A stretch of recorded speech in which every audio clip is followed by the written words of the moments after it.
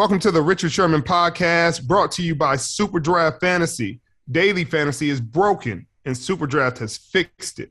Listeners can discover why with their first $5 SuperDraft contest for free with the promo code PFF at registration. No credit card required. Download the SuperDraft app and play today. Well, I'm the best corner in the game. Don't you ever talk about me. Picked off. It is Richard Sherman. It's picked off by Sherman. Now, buckle up. Here he goes. And it is intercepted by Richard Sherman. Broken up.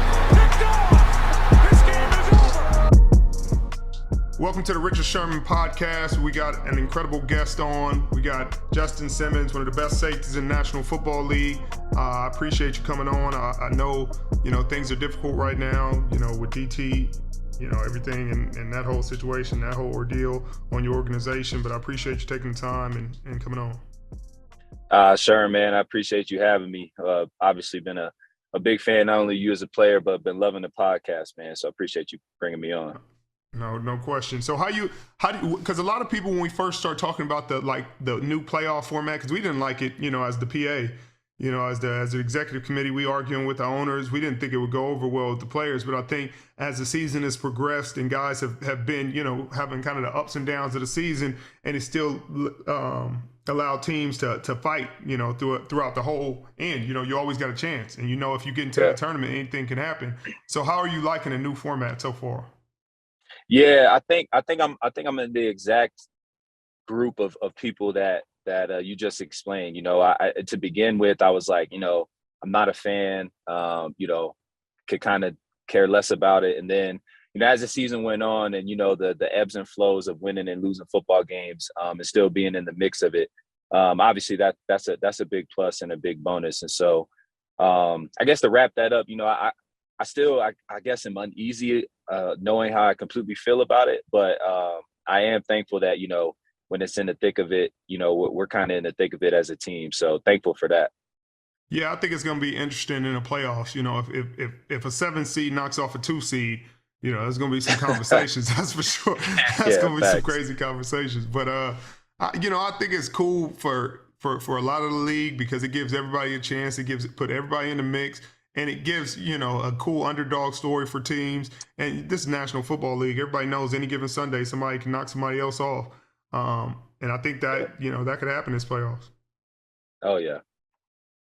But y'all have had Teddy. Teddy's been playing well this season, but he got a little banged up the other day. Is he all right? Everything all right with him? I didn't see what they ended up saying. Yeah, man, that was scary. I personally haven't been a part of that, seeing something like that happen up close. And so, in Denver and Mile High, that stadium gets electric, and I think you could have heard a pin drop, when Teddy went down, which speaks volumes. I mean, obviously, football wise, there's been ups and downs, but I think that speaks volumes to, who Teddy is as a leader and as a person, because the stadium just went dead quiet. Everyone cheered for him, when they carted him off and was supporting him. But they released him, they released him from the hospital. He's in concussion protocol now. I hit him up, not to be overbearing, just hit him up, asked him how he was doing, anything I could do for him. And he said he's doing good, man, just, sore, obviously. So praying for him. Thank goodness, man. That's great to hear, man. There's been some bad ones these last couple of weeks, some real some injuries that really make you pause and reflect and about this dangerous game we play. Obviously you go out there every day and we risk our bodies and minds and health. But sometimes, man, it's tough to see that still. You talk about being a warrior. All these guys are warriors. You're a warrior, but even then, you're in the mix of it. You're like, hey, shit. Man, what? Yeah, you see someone go down like that, you don't even question going hard throughout the whole game. And as soon as you see someone go down with an injury like that, you're just like you said, you just think twice. Yeah, it's just nature. You just think twice about the sacrifices you give up physically, for the game that you love. So since you come in the league, PFF has you as the most valuable safety in the league in terms of WAR and your impact on the game week in and week out. What have you thought about the league, and how have you adjusted in 5 years since you came in? You know, obviously everybody comes in with certain expectations of what the league is going to be, and then you put your stamp on it. And it seems like obviously you found a groove. You got to the Pro Bowl, got an All-Pro bid. How do you think your game has evolved since you came in the league, and what did you think? Like, what were the biggest surprises versus what you thought it was going to be? Yeah, honestly, I think the biggest surprise for me was how mental it was. I thought there would be just like a big physical jump that like hurdle I would have to get over.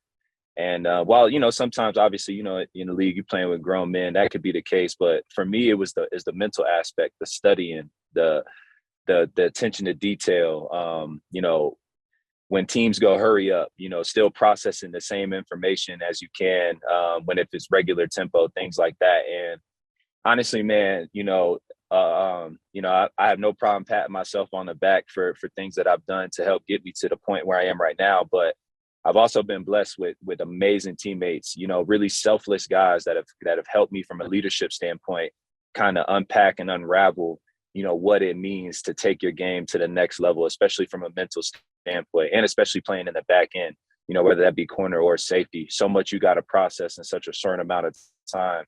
It's really difficult to do year in and year out. And so guys like TJ Ward, you know, Darian Stewart, I've had the privilege of playing with Kareem Jackson, you know, the past 3 years, you know, Chris Harris, Akib, I could go down the list. All these guys, all Pro Bowl type of guys that I'm getting poured into. Every one of them having a different way that they attack their film study. And so getting all those little nuggets and making it my own has really been, you know, the biggest blessing for me. And I think that's really just what's helped elevate my game kind of each year. Just those little nuggets and things that I've learned over the course of, you know, just my short 6-year career has really helped me a lot. That's awesome. That's awesome, man. I mean, you just the guys you named. There were some unbelievable players in there, and all of them play at a really high level. And you got another one. You got another one right now, and Patrick Surtain. Seems like he's about to be the next one up. They said he's only given up 40 yards, and I mean he's given up less than 40 yards in 10 of his 14 games that he's played, and it doesn't get much better than that at the corner spot.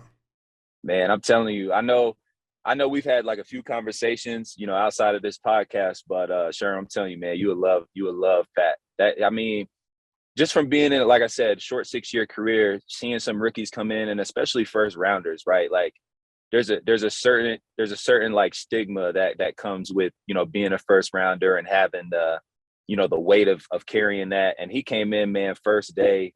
I mean, you could tell like there's no surprise where he is, where he's at because of the maturity that he has. The coach, I mean, you talk about being coachable in the NFL. I mean, it's just unbelievable, you know, what he does. And his technique, man, it's consistent. It's crazy. And I'm thankful too, because he's on my side. So a lot of times I don't even got to worry about the receiver on that side. I know Pat's going to take care of him, frees me up a little bit more. So Pat's great, man.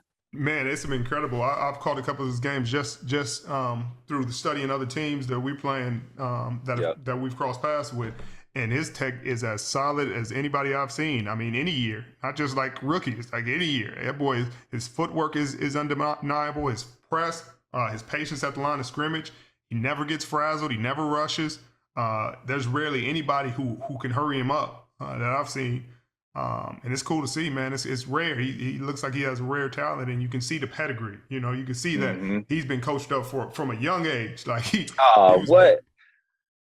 what man? His dad, Pat Senior, had him in the backyard ever since my man could walk. Man, right. He probably had him in the locker room the whole night. Yeah, it's crazy. You're right though.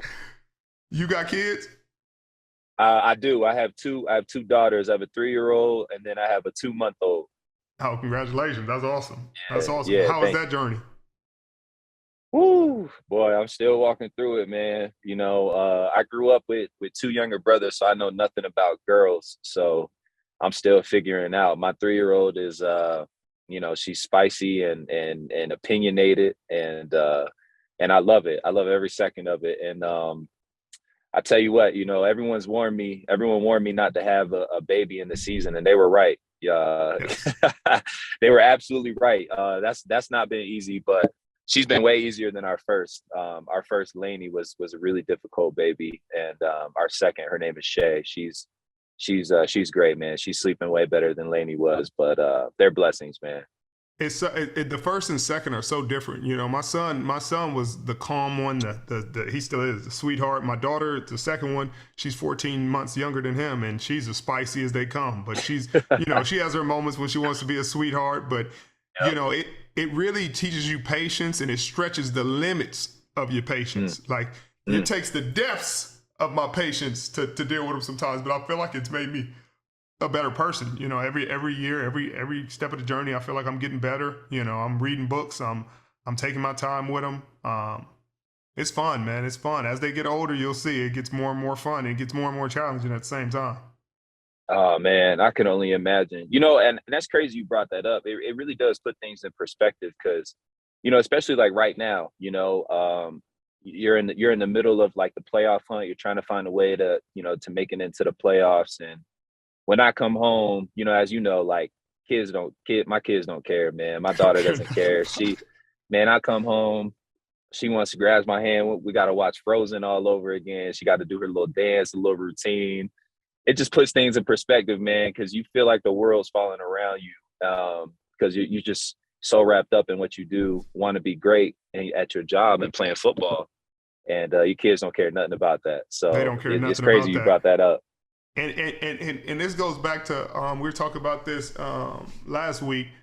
It goes back to the old ladies, man. For the wives, man, they hold it down. They hold it down. The wives, the girlfriends, they hold down the ship. You know, when we're sitting there trying to focus on this chaos, you know, that is football. You know, this mental, it's freaking mental roller coaster. It's freaking emotional roller coaster. It's everything. It's dedication. It's hard. It's hard on your body, your mind, your spirit. And they got to deal with everything else. They got to deal with us. They got to deal with the kids. They got to deal with, you know, our foundations, you know, the thousands of people asking us for stuff. And they always deserve a ton of credit, you know, and I'm sure you give her everything that's just due. Yeah. Yeah. Nah, you're 100% right, man. It's crazy. You know, the cameras and the spotlight's always on us, but there's so many people that work behind the scenes, and our wives or significant others being the biggest ones, man. They, like you said, everything you named, you know, foundations, taking care of the kids, taking care of me, you know, after a loss or something like that. Yeah, man, they definitely don't get, you know, there's no amount of credit you can give them that would be sufficient to what they do, you know, for us week in and week out, day in and day out. So no, there really isn't, man, and they deserve everything we try to give them. You know, we try our best to give them the world, but you know, it ain't never enough because they deserve so much more. But these kids too, the girls, man, the girls. The one thing my daughter has taught me and has helped me in my relationship with my wife is the patience and like depths. Like I got to be patient with my daughter. Like she'd be like, you know, like I'll ask her what's wrong. She'll be like, nothing's happening, but she's crying. And I got to sit there and like, okay, you're crying. Like, okay, what happened today? And then just shut up. Just let her go. Just let her talk. Let her get through it. Okay, so at the school, okay, they did that at the school. You said, okay, Ryan did it? Okay, Ryan's going to have to deal with that and a little what else happened? Like, you know what I mean? Yeah, you got to, with my son, be like, what's wrong? Oh, I hit my elbow. Oh, all right, rub some dirt on it. You all right? Like my daughter, you can't be like that. She got so much going on, and you got to be so different with her, man. But it's fun. Oh man, that's crazy. I'm learning that and my oldest is only 3, man, and I'm learning that I'm so impatient, you know, as a young parent, and that's my biggest thing. That's been on my prayer list, man, since I became a dad is patience, because you're 100% right. The way you're explaining things, like, I mean, it could be as simple as, you know, like an arm fell off a doll, you know, that is easily attachable, and I mean, just pouring down tears, and I fix it and it's still pouring down tears, and I'm just like, all right, you know, I get frustrated. You know, I don't do well with the emotion and the tears, and so so I'm over here like, I fixed it, and I'm losing my head. I'm like, just stop, you know. So It's crazy you mentioned that, man. It's I crazy. promise you it gets better. I promise you just like I only know this because our mental, our mind, we're all wired for this game. Yep. We're all wired to be successful at this game. Hey, forget the emotions, forget the ups and downs. Like, we got a tunnel vision, ice cold, going this way. Like, Yep. no matter what comes, bomb, I'm still going this way. And with the kids, it's different. You know what I mean? You almost got to come out of that and it's like, all right, let me fully see this picture and let me absorb this. Let me take one more second. Like, she's not built like me right now. She's fully built like you in the long term. She's gonna be built just like you. Whatever it is, whatever she sets her mind to, she's gonna go all out and finish it.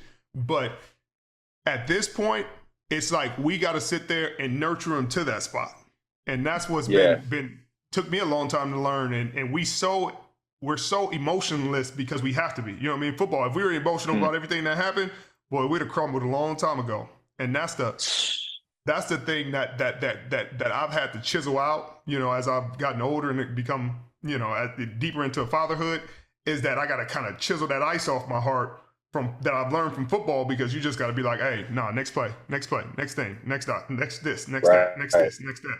And with the kids, I can't next. It's like, no, stay in here, stay right here, stay in the present, stay with her, figure this out. It's gonna take a second. Don't get upset. Just calm, breathe. Okay. She don't mean nothing. She don't mean, you know what I mean? You gotta take your time. Yeah. Nah, I appreciate that, man. That's real wisdom right there, man. And damn, that's powerful. I appreciate that. I need that. I need to hear that too, because like you said, like, you're 100% right. The way you're wired football wise is, all right, next play. Hey, next this, and sometimes you got to live in the moment, with your kids, and just, kind of stay in that session with them and kind of soak with them if that's what they need. Especially daughters. So I appreciate that. Because you're gonna be her world forever. The girls never leave. The boys leave you. They say the girls never leave you. Hey, the girls never leave. I hope not, man. I can't even imagine. Right. She ain't gonna leave you. She gonna be daddy's little girl forever. That's awesome. I need her to be. So coming from Boston, though, to Denver, that ain't even. Boy, I know who you telling. I wouldn't have believed it. I wouldn't have believed it myself if I ain't go through it. Man, being from South Florida, it's crazy. I've tried every camp I could, in Florida. Just didn't work out. And Boston College came down, recruited me, said, hey man, if you like any college does, if you're serious, you got to come out to a one-day camp. And then went out to the one-day camp, pulled me up to their office. Like I said, they're like, all right, well, we're gonna offer you. So, but this ain't on the table long, you're pulling all the tactics. I'm young. I just committed. I was right then and there. I was like, hey, I ain't had no offers yet. I'm like, hey, I'm coming. Don't even matter. I'm coming. I'm playing in the ACC. I'll be playing some, competitive football. I'm coming. And it was great, man. It obviously ended up working out. A lot of ups and downs at BC, and then transitioning to Denver. This is right after, the Broncos had won the Super Bowl. Just beat the Panthers, and they had a dominant defense. The last team I'm thinking, is looking at me is the Denver Broncos Super Bowl 50, team, especially with the guys that they had, and so I didn't have no communication with them, throughout the combine process or any of the recruitment process. I had one scout come up to me, at the combine, asked me if my information was correct, and he kept it pushing. That was it. That's the only contact I had with them. Then, second day on draft night, last pick of the third round, I get a call from a 303 area code, and Elway's on the other side of the phone, and it just ended up happening. But I had no idea, coming from BC out to Denver, no idea that was going to happen. What do you think was the biggest challenge throughout your whole journey from being a kid to where you are now?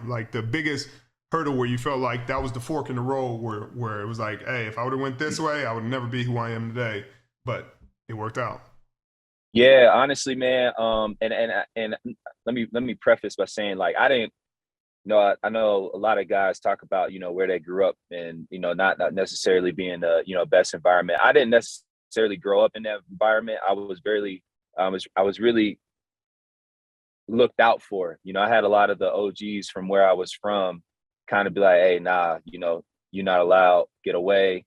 Right. And I'm thankful for that. I think that's my fork in the road. Just being young and naturally, you go from like, your little leagues, your Pop Warner to high school, and you're almost naturally always one of the best athletes, in that setting. And so, you feel yourself, you want to hang out, you want to do what the cool kids are doing, all that stuff. And so that the fork in the road for me, and I'm thankful for, obviously my parents and a lot of other people that looked out for me, but really like, the OGs and people that told me consistently, like, hey, why are you out here, man? What are you doing? You could do something, man. Go get out. Like, getting me out of those settings so that I could make something of myself and get myself, to a position to where I am today. And that really for me was like, the fork in the road, because I was trying to go down that path and trying to be like, some of my other friends and boys that I grew up with, but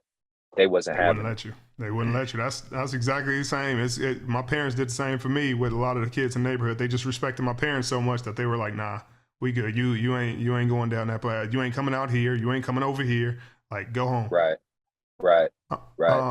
That's cool though. You got any siblings, or you was only child? I got two younger brothers. Brothers. So did they play? Yeah, they did. The middle one played D2 ball at in West Virginia Wesleyan.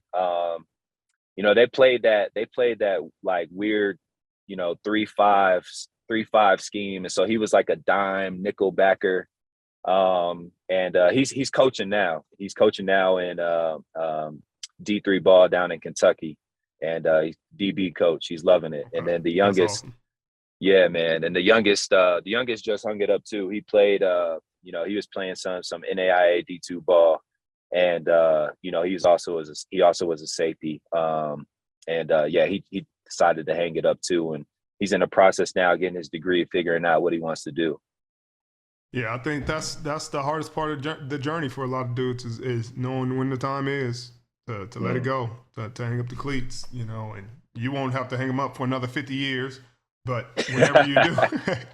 whenever you do, they, just a lot of what I hear and what I'm trying to do is just set yourself up with something to do after. You know what I mean? Whether it's your investments, real estate, being a soccer coach for your daughter, like whatever it is, just keep yourself occupied, because we such creatures of habit and creatures of routine and scheduling, and that once dudes get out of it and they don't have a schedule and they don't have a routine, they don't have a plan, and it gets kind of crazy in there. And so make sure you look out for yourself and take care of yourself. Yeah, man, that's great advice, because you so caught up, like you said, you're wired, like next play. You're not even thinking about the possibility of you not playing. And so it's crazy, because and just in conversations over the past few years with a few guys that I played with that are now retired, like just asking them, like, hey, how'd you know? Like, what are you doing now? Like, how hard is it? And it's crazy, talking about it, because it seems like you said, like, have something ready. And even if you do, it's okay to be walking through something. Like I talked to TJ, and TJ was sharing, like, yeah, it's, it's tough, and with TJ Ward in terms of retiring. And he was saying, like, he also sets up, like, where he's talking to somebody like a mental health person, to make sure, like, hey, I got to make sure I'm on top of myself. Even if everything seems good, we're so good at masking next play, that stuff creeps up on you. That's our biggest strength, is our biggest weakness at the end. It's our biggest weakness. The next play mentality is the best thing you can have as a DB, as a football player, as a successful human being, is being able to say, hey, this ain't going to defeat me. I can move on to the next thing and have the same enthusiasm, same effort. But dealing with mental health is a whole different fight, and I think now that it's become more prevalent and guys are more open to speak about it and more open to get help. And shoot, I talk to somebody once a week, me and my doc talk, like, because you kind of got to, you know what I mean? Our mentality is insanity. Our mentality is insane in most places. Like nobody thinks like we do. And it really isn't as applicable outside of football as we think it is. After you get done with the game, you're like, Yeah, bro. Next play, I'm whatever it takes. Like I'm going to whatever it takes. I'm about to power my way through it, and it's like you can't power your way through everything. Yeah. And yeah, that's cool though that you're looking out for TJ and y'all still talking and communicating. TJ's a good dude too, because it's hard, man. It's hard to find, and it's hard to find like-minded people. You know what I mean? People who've been through the same struggle as you. Nah, that's so true, man. Like I said, man, I really just blessed. I'm thankful. I just have a great network and plethora of guys that I can a network of guys I can tap into and just be completely authentic and myself with. And I'm thankful for that. And I really realized, man, you know, mental health is a big deal. I realized this during, honestly, this would have been 2 years ago now that you know, that COVID season, because of you know, and we're talking about, you know, COVID, and, you know, you're not doing your normal routine, and then the social injustices that are going on around the country. And I'm finding out, you know, things people are saying that I thought were really good friends. And I'm like, wait, man, you saying this, like, but you know, that's like kind of like my background, or I got, you know, our boy was doing like those types of things. And that messed with me mentally and during the season. And there's a few games like I'm off and I'm like not picking up things I normally pick up. And I'm not figuring out why. I'm like, man, why am I not? And it took me a while, you know, to open up and be comfortable having conversations with, you know, with someone professionally that handles that specifically. So I'm thankful for that. Yeah, I mean, it's a blessing, man, because we're not pros at everything. We're really not. Yeah. You know what I mean? We're pros at overcoming. We're pros at making sure our body and minds are right for football. We're professional ball players, professional overcomers. You know what I mean? Like there was never a moment, just like you were talking about, like planning for the next level, planning for after football. It's like, because there's never a plan B. You know what I mean? You were always going to make it. You weren't going to ever allow yourself to think there was a chance I'm not going to make it, because then you're not. Yeah. And so that mentality is the same mentality you're applying right now. The only difference is you've made it. Yeah. And it's like you've hit your contract.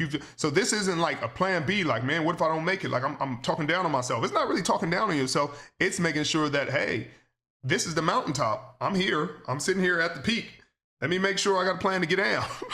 Yeah, facts. Like, you can't just jump off of it now. Man, that's so true, man. That is so true. It's crazy just thinking about it. I'm sitting here just thinking and reminiscing, man. Like, that is so true. You got a long way to go, though. You got some more All Pros and Pro Bowls to go, some more fun to have, get you a Super Bowl. Need all that, man. I need all that. Just keep leading your men. You know what I mean? You've done a great job throughout your career, man, and I'm a fan of your work. I got to send you a jersey at some point and give me one of those 31s. What, man? Come on, man. Don't tease me, man. I had that thing shipped out and ready to go. I had that thing shipped out and ready to go, man. I'm gonna send you. I have our equipment bro. guy send one when I get back tomorrow. All right, bet. I'm gonna do the same thing, bro. I appreciate you. Welcome to the Richard Sherman podcast, brought to you by SuperDraft Fantasy. If you're a real football fan, you know that daily fantasy is broken. SuperDraft has fixed it with their new game, Super 15. Listeners get their first $5 game for free, no deposit required, with the code PFF at registration. You know the game. Pick your best 5 players off the grid with $15 in salary and let it ride. It takes less than a minute. Watch me pick a new lineup every week and see if you can beat my score. Download the SuperDraft app and see if you can beat me to win cash prizes. Just use the code PFF at registration for your first $5 contest free. No credit card required to claim the offer. Offer only eligible for new accounts. Hey, welcome to the Richard Sherman podcast with my guy, Mitch Eisenstein. We're back here again. It's week 15 in the National Football League. We're back at it again. Everything's changing. COVID, very serious. New variant. Obviously, the things with the league and how they're covering this and testing players and their testing protocols is changing. But I see no evil, speak no evil, and all that good stuff. Let's start there, Richard, because we got 2 games on Tuesday night. At tail end of the season here. you're at the forefront of this. What's going on? What is the NFL doing right? What are they doing wrong? I mean, it seems like every team is down 5 guys at least, Well, I think in this situation, if you ask the Rams, they would say this is the right way to go. If you would ask Seattle, who just put 6 players on the COVID list after the game would have been played, they feel a much different way about it. But in the end, the league wins. The league gets the attention they want. They get the clicks. They get the eye. They get the views. They get another primetime game on a day where they wouldn't have had a primetime game. It sucks for the Seahawks and the Rams because those players have to play again on Sunday. This is the quickest turnaround in NFL history, I would imagine. Tuesday to Sunday turnaround. I mean, it doesn't even give you 6 days. But I think at the end of the day, the league was always going to do what it needed to do to get its dollar, to get its money, get its views, to make sure the season went on, and that's what they're doing. Is it right? Is it wrong? We'll see. We'll see how it goes. Obviously they're going to do what's in the best interest of business, and that's what we're seeing. Meanwhile, upsetting fantasy owners throughout the U.S. With random guys going on the COVID reserve left and right. Richard, we have another week, and we kind of talked about the last 3 weeks where it's any given Sunday, any team can beat any other team. And yet again, we kind of saw that both with your Tampa Bay Buccaneers and then with the Arizona Cardinals, 2 teams that looked like, were heavily favored in both of those games and got handled pretty easily. What is it? Let's start with the Cardinals. How in the world does something like that happen when one of the highest ranked teams in the league goes into the lowly Detroit Lions Ford Field and gets absolutely slapped around? It's everything, sometimes it's just matchups. Sometimes, sometimes teams fall asleep at the wheel. Some teams are just better matchups for other teams. Going into that game, Jared Goff was, I think, 7-1 versus the Arizona Cardinals. Obviously, all those games were with the Rams. But, it's something to be said when you go into a game believing you can beat a team, and you do. Going into the game with the Saints had beat us every game in the regular season. Even last year, they swept the series. So they go in very confidently into that game, and it's a good matchup, and they don't have any fear. I don't think the Detroit Lions have anything to fear. I think they're playing with nothing to lose. They're playing with house money. And they're going out there playing fearless. They're running trick plays. They're throwing the ball on time. The defense is being opportunistic. And I think there was a bit of the Cardinals kind of sleepwalking through the game. What is your take on a team like the Lions, who has nothing to win or nothing to lose, rather, and really nothing to win either, when they play themselves out of the first overall pick? As a player, I know you've never been in that position before, but what would go through your mind if you were on a one-win team late in the season that's in line to have the number 1 overall pick and you go out there and win? I've never actually known a player to care about the draft pick, if I'm being honest. Outside of if there's a generational quarterback coming out, there's like if one of the Mannings was coming out, I'm sure guys would be like sitting there like, hey, it would be cool to have that Manning coming out next year, But sure. Outside of that, they're saying the generational talent coming out this year is a defensive end. You know what I mean? They're pass rushers. So the pass rushers will be 1, 2. So I don't think players are sitting there like, man, we got to get this pass rusher or else we aren't going to do it. Guys rather win than to have than to go out there and lose for a draft pick. It's just pride at that point. And I think if it was a different circumstance where there's like, hey, this quarterback is really going to change. And I think that's what they thought Trevor Lawrence was going to be in Jacksonville. And, you're kind of seeing how that's going, whether that's his fault or the organization's fault, you're seeing that that's not always the answer, and sure, with new coaches and a new staff and, or switch the head coach and running the program different, he might have a different result, but it takes a lot more than a good draft pick to change the program. And I think establishing a culture of winning and a culture of effort and attitude is more important than even number 1 draft pick. That's an amazing take, Richard, because a lot of fans obviously don't see the same way. But when you're in the position that you are, all you're geared toward is winning. So it's not like you're going to care one way or the other, whether you're picking 1st or 5th at the end of the day. So a lot of these college players who are going to be in the draft have some important decisions to make with bowl season upon us now. We're starting to see the first flood of guys announcing that they're going to forgo the bowl games. Most notably, near and dear to my heart, the Michigan State Spartans playing in the Peach Bowl, which is still a New Year's Six game. Kenny Pickett, who's one of the top dogs, quarterback, just opted out. One of their top defensive backs opted out. Kenneth Walker III opted out. And now we're left with a shell of a game with, backup quarterbacks and running backs. It's all the skill position players seemingly opting out. What's your take on, collegiate players making business decisions and opting out of these games?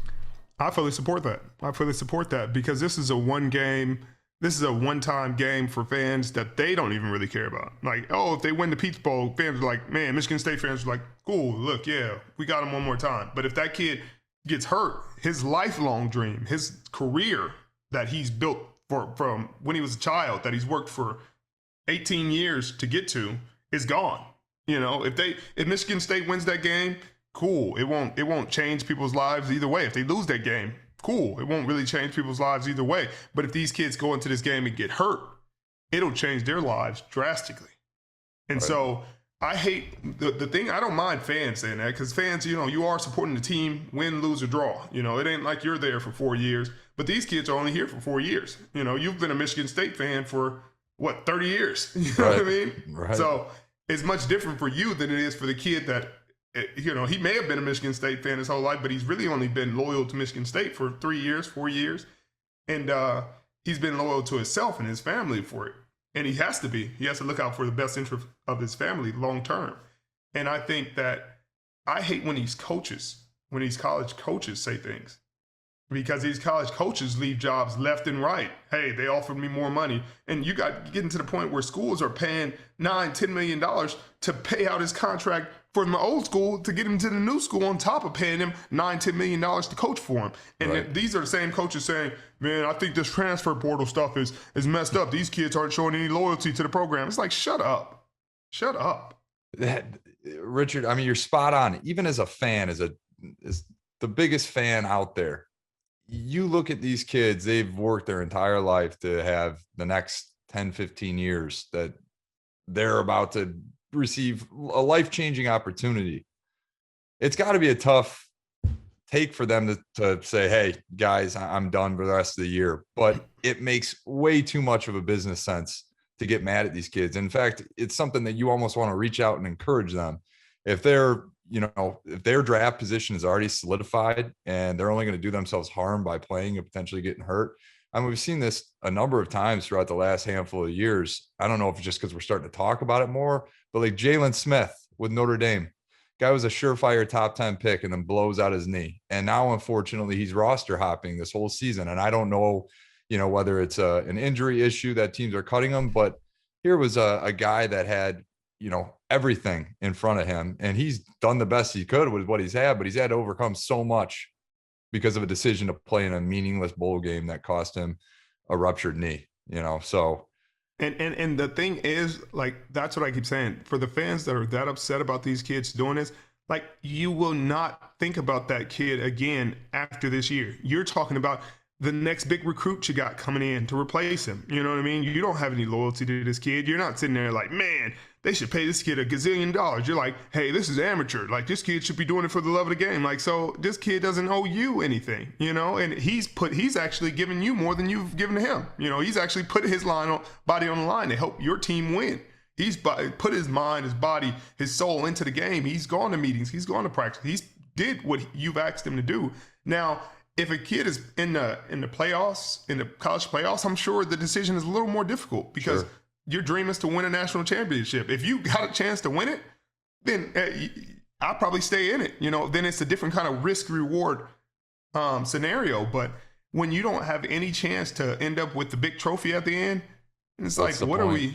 what are we playing for here? We're all playing for consolation prizes. Exactly.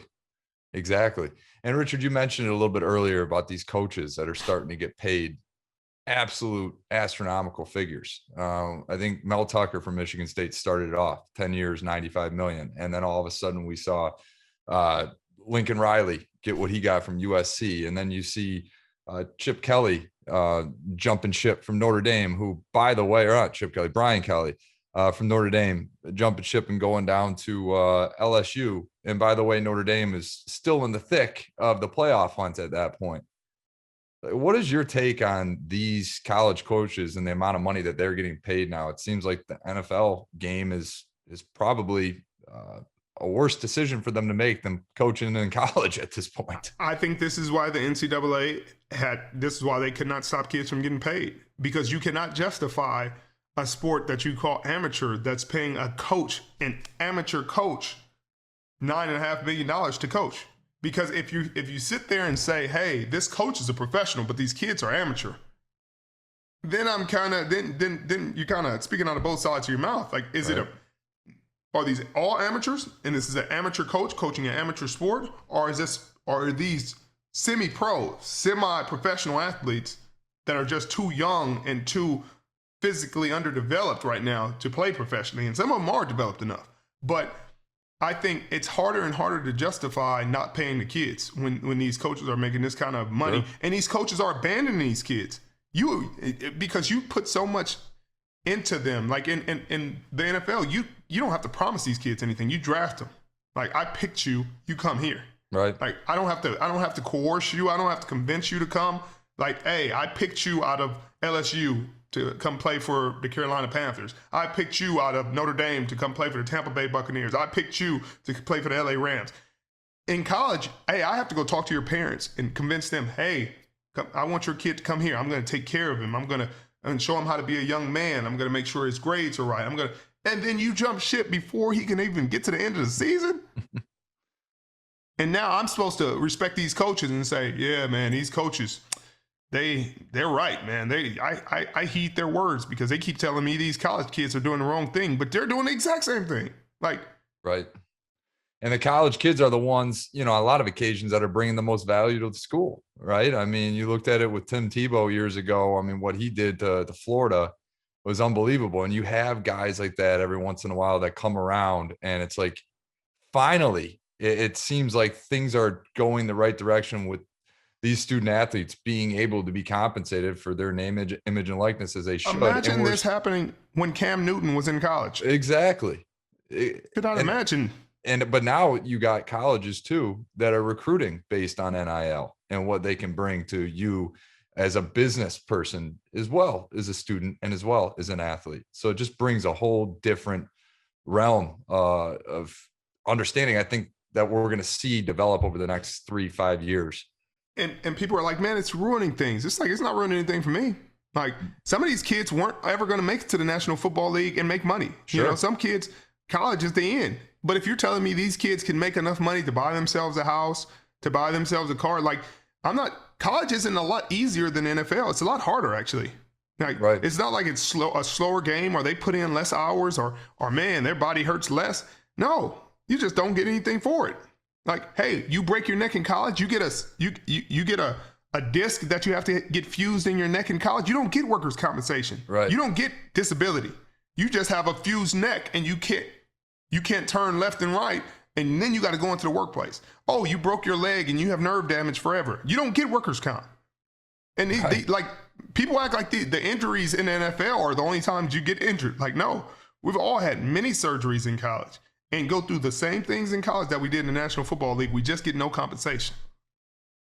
And you look at it kind of twofold too, with the kids that, maybe aren't NFL worthy, but they've got a great business mindset. They're very creative individuals, whether it be on social media or in other business aspects. And now they're able to actually turn around and make a profit off of that, which is really, really cool to see. I mean, you're going to see it a lot, I would imagine, throughout the next several years. Again, that kicker from UCF, who we're a part of with the Fan Control Football League, destroying. He was a guy that was shut down by the NCAA because he was a YouTuber and couldn't monetize his YouTube. And now we're seeing a bunch of other guys being able to express, male and female, being able to express themselves and being able to profit off it. I think it's a really, really cool venture.